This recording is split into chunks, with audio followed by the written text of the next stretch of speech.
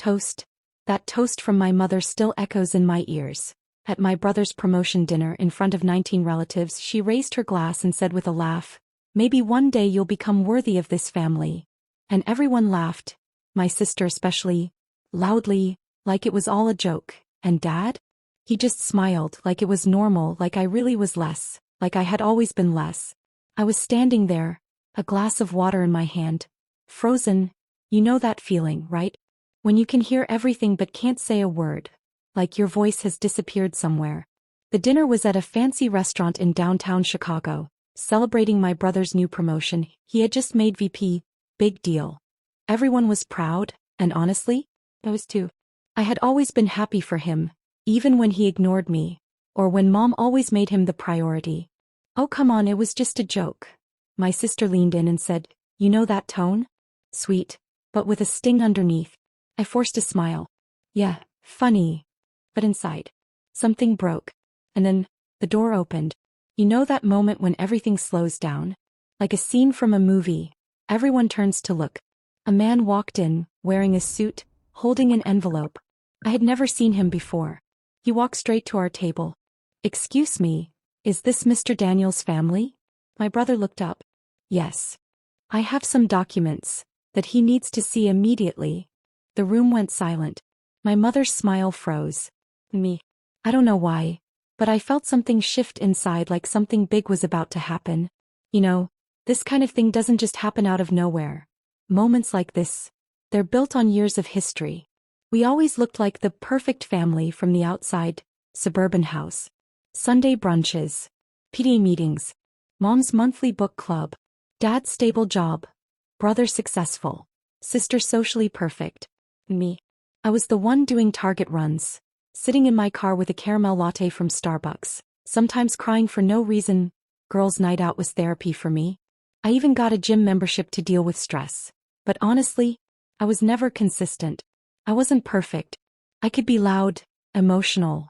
And yeah, I made mistakes. After college I changed jobs, got into a relationship that turned toxic. Then a breakup, then I moved back home, you get it, right? And that's when Mom started saying things like, "Why can't you just settle down?" Oh sorry, my sister. She was always set, perfect boyfriend. Then husband, perfect house, perfect kids. Instagram life. Me. I was experimenting with life. Maybe that was my biggest crime in their eyes. That dinner.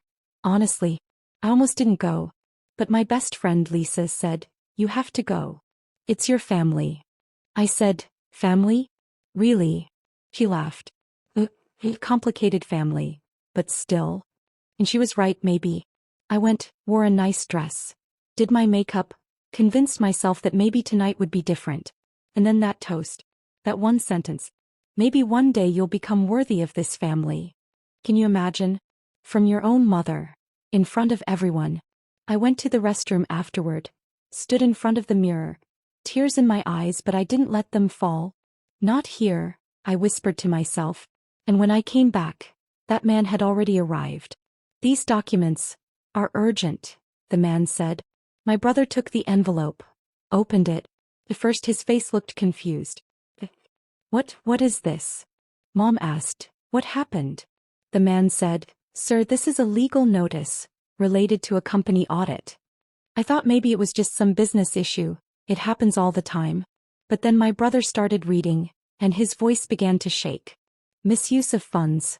Unauthorized transfers. Investigation pending." What? Can you imagine? The same brother. Perfect, successful. The reason for this entire dinner. Mom immediately said, "This is a mistake. My son would never do something like this." My sister jumped in too. "Exactly. There must be some misunderstanding."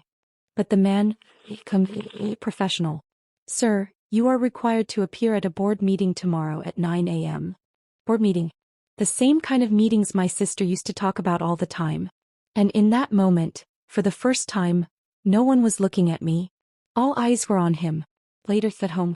Mom was panicking, making phone calls. "We need to talk to a lawyer." My sister was discussing strategy with her husband. Me.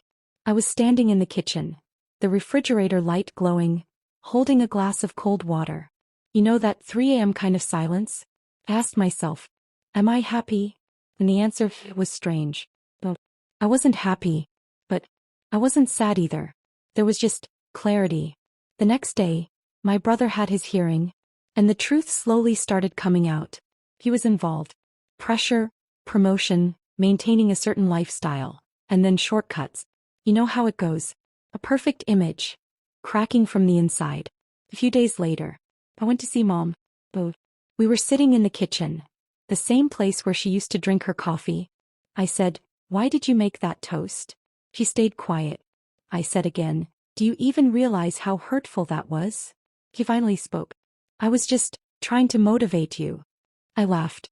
Public humiliation is not motivation. For the first time, I said everything. Every feeling, every hurt, every moment I had felt invisible. I didn't scream. I just spoke, calmly, honestly. He listened. And in the end, she said, "I didn't know." I nodded. "You never tried to know." And then I stood up, just like that. No drama, no slammed doors. I just walked away.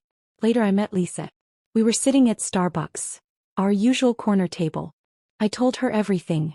She listened quietly. Then she reached across the table, held my hand, and said, "You did the right thing."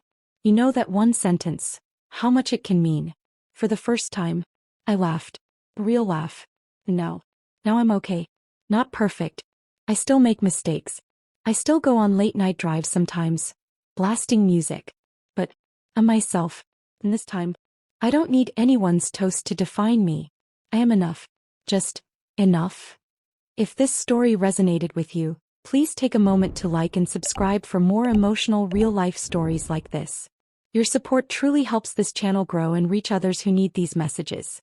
Thank you so much for watching till the end and being part of this journey with me.